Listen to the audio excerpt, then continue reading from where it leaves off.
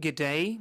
I welcome all of you. I'm Olga Tamanova, and the Media Center Ukraine Forum is beginning its work today. This is the 9th year of the war, and it is the 143rd day since the beginning of the full-scale invasion of Russian aggressor to our land. So today our team has prepared for you the following events. At 12 p.m. we will be in touch with Serhiy Haidai, head of Luhansk Oblast Military Administration. We will be speaking about the security situation in Luhansk Oblast. At 1 p.m. we will be joined by Dmytro Butry, acting head of Kherson Oblast Military Administration. We will be speaking about the situation in Kherson Oblast. And just now our speaker is Vadym Boichenko, Mayor of Mariupol. And we will be speaking about what is going on in Mariupol. Vadym, please, hello. We welcome you here. And let us begin with what is now taking place in the city. We can see the permanent so-called tours of the representatives of different authority branches of Russian Federation in Mariupol. Even the representatives of creative industry have come to Mariupol and now are looting with the entrance tablets. So what are the plans of Russia? What is happening now? Thank you. First of all, I'd like to say that we don't care how Russia is feeling and what it is saying. First, I'd like to say that we are almost having the 5th month of the war, and I'd like everybody to understand equally what is Russia remembered by from the perspective of this ruining, horrible war. First of all is ruining. As for Mariupol, we can see that they unfortunately for 50% have burnt the city and just transformed it into ashes. So if we can see 2,600 multi-storied buildings which we had in the beginning of war, then 1,356 were burnt to dust. Those buildings do not exist anymore. Secondly, what Russia will be remembered by from the perspective of the state of Ukraine and our heroic city of Mariupol as well. Murders. That is, if we look and pose the question how many people were killed by Russian Federation in Mariupol, we should compare how many people were killed by fascists during 2 years of occupation, 1941 to 1943, a bit more than 10,000. And what about these 2 months of this heavy shelling? How many people were killed by Russian occupiers? A very approximate figure, almost 22,000 of killed local population. If we compare 22,000 of the killed people, that is a very approximate figure. Why do we say so? Why do we consider so? Because 1,356 buildings, and if we at least imagine that in each of these buildings there were approximately 50 people, then the figure will be changing, and it is scary. So we are just registering the figure which we can do as the representatives of the authorities. An approximate figure is 22,000 of killed, 2 times more than the fascist killed during the 2 years of occupation. The Russian occupiers killed 22,000 during 2 months. What else Russia will be remembered by? A third important point is looting. They just take whatever they see, from metal, which was produced by our metallurgists. By the way, this weekend we had the Day of the Metallurgist, and they stole the manufacturing production which had the name of Ukrainian, and this manufacturing products was also had the port of destination, that is the realized and sold products which belongs to other states. So they don't steal from Ukraine only, they steal metal from the states where it had to go to. So they're stealing grains, they're stealing the blackboards in the schools, they are stealing medical equipment, and the most important, the fourth thing, they are always lying. They are bringing that to Donetsk and say this is the gift from Russian Federation. The blackboard which they took from the wall of the school in Mariupol, which somehow was intact, they give it as a gift from Russian Federation. They take our artificial ventilation equipment, which was given by the fund of Rinat Akhmetov and other world partners, of this pricely equipment. They bring it to Donetsk and they say this is the gift from Russian Federation. So they are stealing and lying. And How is the life of the usual Mariupol resident in Mariupol today? We need to understand that nothing has changed. It used to be like this. This is the humanitarian catastrophe. The city does not have water, drinking water, I mean, and it can't be, because they were getting ready to this war together with the collaborationists, which has the name of the Oppositional Party for Life, which almost fully came to Russia's side. So they ruined the critically important infrastructure, and the source of the drinking water from the river of the Siversky Donets was cut off since the beginning of the war. It's almost impossible to restore. It costs lots of money, and also this canal is going along the occupied territory. We do not have the opportunity to restore, and they do not have such an opportunity to restore this network. Where are they trying to get water from? From the reserve pool. And I would like to emphasize that the water which they have, first of all, it's technical water, it's not drinking water, and secondly, this volume of water will be enough only for 9 months. So they're trying to provide with technical water, and they do not understand that the network needs to work as an overall common system. Both the water waste, and they ruined 450 kilometers of this network, and they need to do something, but we can see that nothing is happening. So today, the people, when they wake up in the morning, they are searching for food, they're searching for water, and they do not have such an opportunity to get this water. They opened several stores, and we can see that this is kind of a torture for our people, because people do not have jobs. They involve them in these tortures to take away the rubbles or to clean the murders, the killings which they created in Mariupol city, and they don't pay money for that. They give the package of food or water, and this is how they go on torturing our Ukrainians. There is the store, you can see the food, you can see the water, you can see the hygiene, but you cannot. You don't have the money to afford yourself it. And if you look at the prices which they created there directly in Mariupol city, then it's also a torture. It's kind of a mocking thing, because prices are 5-10 times higher than the prices at the GCA, at the governmentally controlled area. And we need to understand that. The fifth thing is the torturing of our Ukrainians. And unfortunately, this is how Mariupol is living. So a very important thing is that we need to understand that both authorities, in the end of the heating season, is beginning the preparation for the new heating season.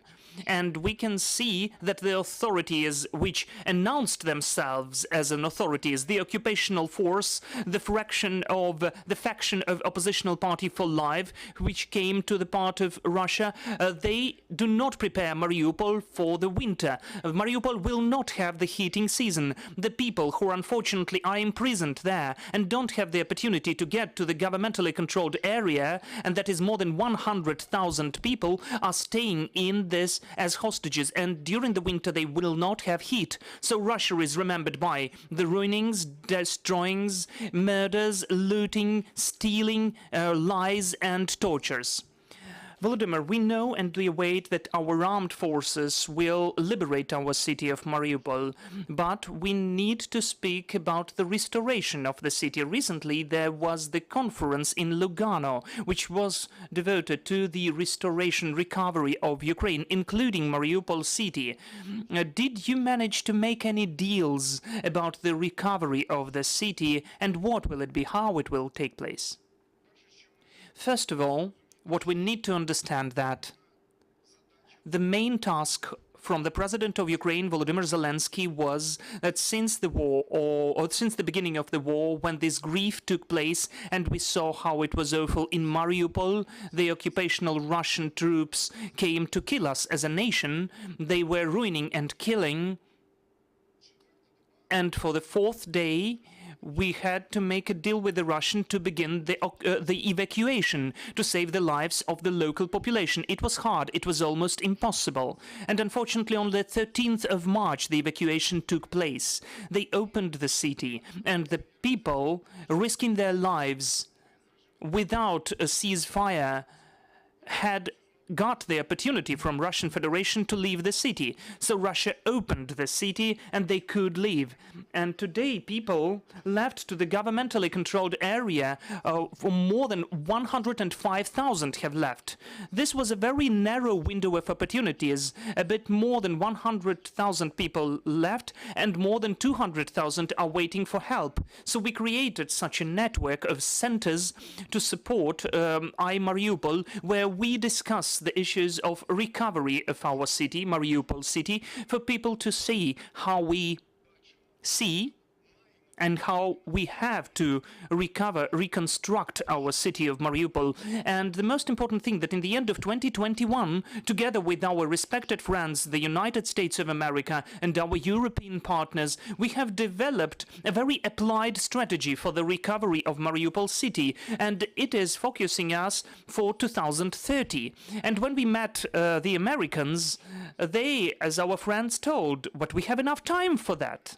So let us reconstruct, let us rebuild this strategy, let us update it, and not only recover the buildings which used to be in Mariupol, but let us create new Mariupol, let us rebuild it again. And the partners who were working with us before the beginning of the war, they agreed to work with us now, without waiting for any of the bigger strategy of the recovery of the whole country. They say, let us develop our own experience in Mariupol city, involving the experts which we had, the World Bank. And why World Bank? Because the World Bank is working with the cities which have transparency, and Mariupol in 2020 and 2021 was the most transparent city of our state. So we created the name of Mariupol as the most transparent city. So they're working with us today, and they're ready to fund the expert community, which will, together with Mariupol city, with Mariupol residents in all of the centers of Mariupol, will develop the plans for recovery of Mariupol almost from scratch. We involve the experience of the World Bank from the perspective of the recovery of such cities which also were ruined during the World War II.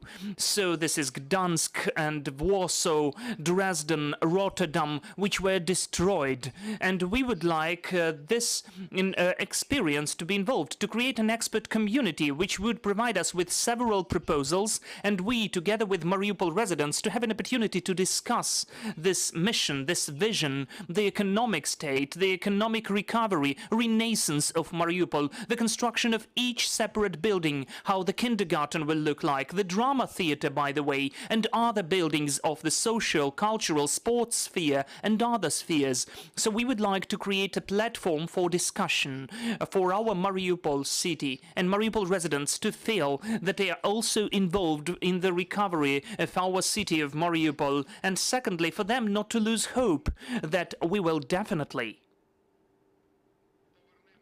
bring back Mariupol, and we will have Ukrainian flag above it, and we will restore it as soon as possible. We are not waiting now. In Lugano we have discussed just that we need, even now, we need to develop this strategy. And now we have already started this work. Our partners today will hire expert communities which will, together with us, will develop the higher level of the strategy for recovery of Mariupol. In 3 or 4 months, we will have the catalogue for recovery of Mariupol city, and together with Mariupol residents, we will select the proper vision, how we see new Ukrainian Mariupol. We have heard some of the statements from the Greeks, from the Italians, that they are ready to take part in the recovery. Will they also find some role and mission in the mission for the recovery of Mariupol? As we have already mentioned, the city is the most open. In 2020 and the 2021, it's the most transparent, and we also have this option left for our partners. We are involving everybody who is not indifferent for the problem which was created by Russian Federation ruining Mariupol city. We are now open for any proposals. We are ready to receive, to communicate. We are ready to create this expertise and this expert community, and together we are ready to develop any spheres to recover Mariupol, both with the Greeks and the Italians. Whoever would like, we are welcome to Mariupol. Vadym, could you please tell, don't you think that since the beginning of the heating season, which will not take place in Mariupol, we will feel the new wave of evacuation to the GCA, to the governmentally controlled area, and Mariupol residents will again come here? Yes, we understand that. We understand, we feel that.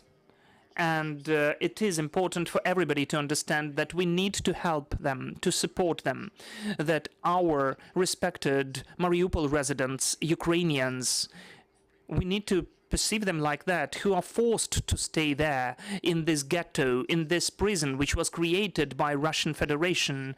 Just reading the books of Goebbels and Hitler, they are doing whatever it was written there, and we can see it in Mariupol. Real pupils of the fascists, the pupils of Hitler and Putin, and there is no difference between Putin and Hitler. So we can see that they will do whatever they can for people to leave to Russia, for Russia, but we need to create conditions for them to leave for Ukraine.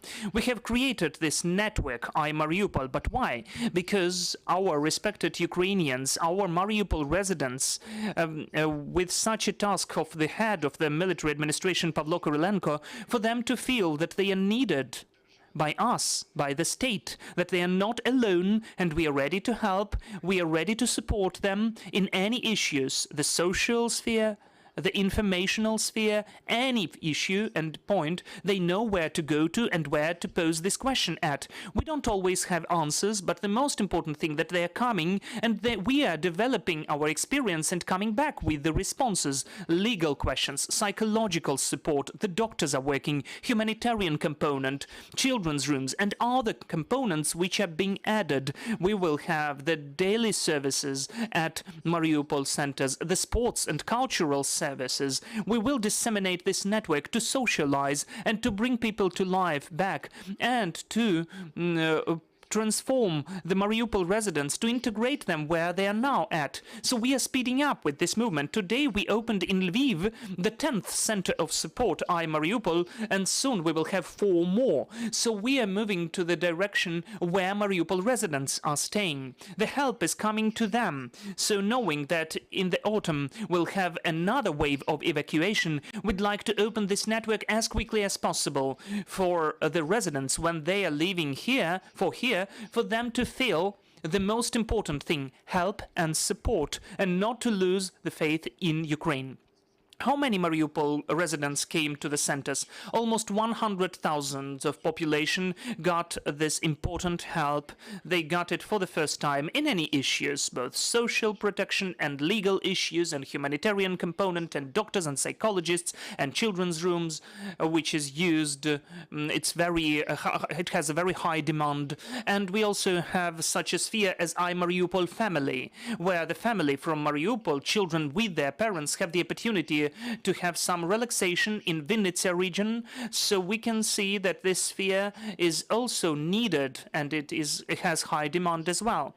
This network has to be disseminated, and such a center, understanding that there will be another wave of evacuation of Mariupol residents to Ukraine, we would like to create it on Dnipro city at Monastyrsky Island. Are there any questions? Hello, Angelina Stroshko, Ukreinform. I've got 2 questions. First, do you know how many people are now staying in Mariupol and the filtration camps? And also, how many Mariupol residents have been deported to Russia? Were there cases when the children were deported separately from the parents? If yes, how many cases? Thank you. First, what I'd like to say, and it's also so important for us to understand equally that when we see the percentage of the people who came to Russia, went to Russia, it's not that numerous number. The percentage is not that high, only 6%. But we need to understand that this includes deportation. Those are not only the people who left for Russia, but most of all, those are deported people who were forced to leave for Russia, and now they are searching for an opportunity how to come back to Ukraine. And there are numerous cases like these, thanks to the volunteers who are helping in Russia for us Ukrainians to leave Russia and to come back for Ukraine. To Ukraine, those are numerous cases. First, they're coming to the Baltic states, and then they are coming to Ukraine or to Georgia and then to Ukraine. There are different ways today which are used by the Ukrainians, but most of all, what we need to understand that Mariupol residents, our Ukrainians, want to leave just for Ukraine. They would like to come back to Ukraine. And when there was the first opportunity, the first negotiations about evacuation, when the Russians opened the city and Mariupol residents got the opportunity to leave for Ukraine, Russia wanted to open just the border to Russia. But we did everything, whatever was possible, to open the border to Ukraine direction, to open the borders when they blocked those ways. But unfortunately, it took place only on the 13th of March, because the Russians didn't give the opportunity for the Ukrainians to leave for Ukraine. They were deported to Russia, but not here. As for abroad, we have approximately 40,000 of the local population after leaving for Poland and other states, mostly to Poland. Mariupol residents are staying there, but there is Germany as well. So today at the GCA, the governmentally controlled areas, we have and we create those support centers in the biggest cities where our Mariupol residents are the most numerous. At the map of our state, we can see through the billing that there are more than 200,000 of local population. In Mariupol city, unfortunately, there is 100,000 more. We assess 120,000 of local population is staying in Mariupol. 20,000 are suburbs of Mariupol. Those are settlements and villages, the bank and the shores. And also we need to understand that the statistical data, we need to see 70% of elderly people.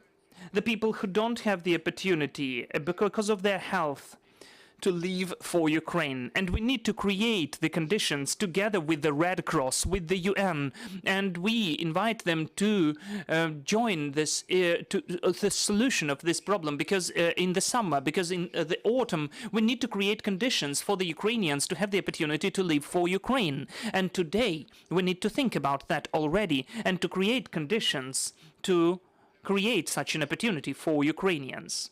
So this is the statistics. Any other questions about the filtration camps? And I would add also jails, which are also working on the territory of the cities and the suburbs of the city. What is happening there? We need to understand that today they hear and see everything, they read everything, and thank you for what you are doing. These information spaces are filled with truth.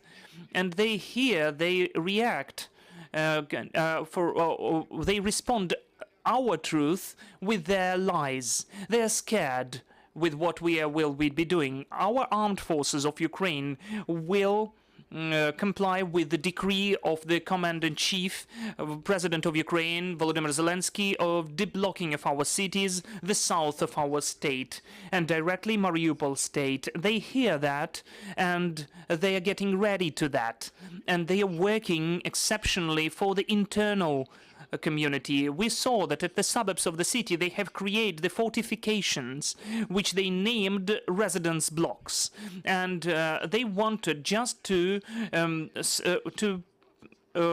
reside, for the local population to reside there, the people who were deprived of residential blocks. Why are they doing that?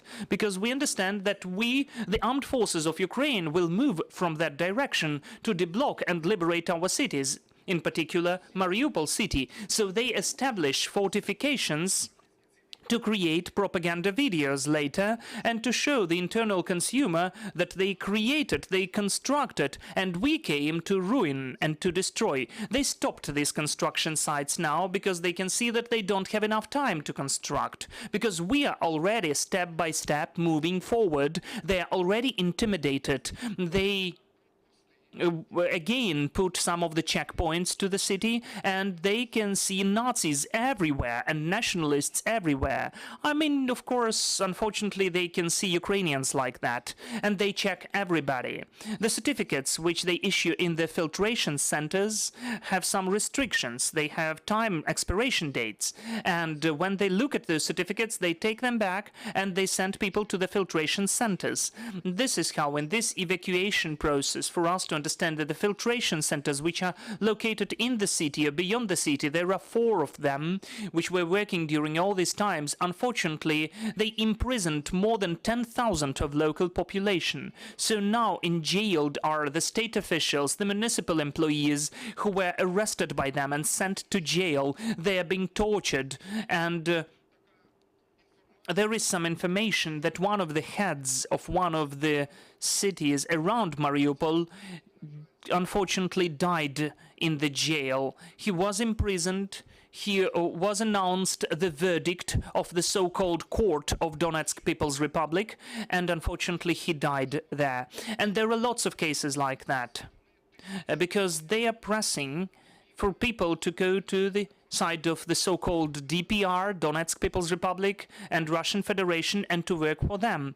People do not agree for that. They don't have health care there. And if something happens, some crisis is taking place, maybe with heart or with anything else, maybe some cardiovascular problems, there are no doctors who would save their lives. So in jails, lots of Mariupol residents have died. And in one center, they keep almost 2,000 of men. And we understand what they are getting them ready to. So we see what they're doing already. So they have announced that in September they will issue the certificates, which are so-called passports of Russian Federation, and it will instantly be a ticket to the front line.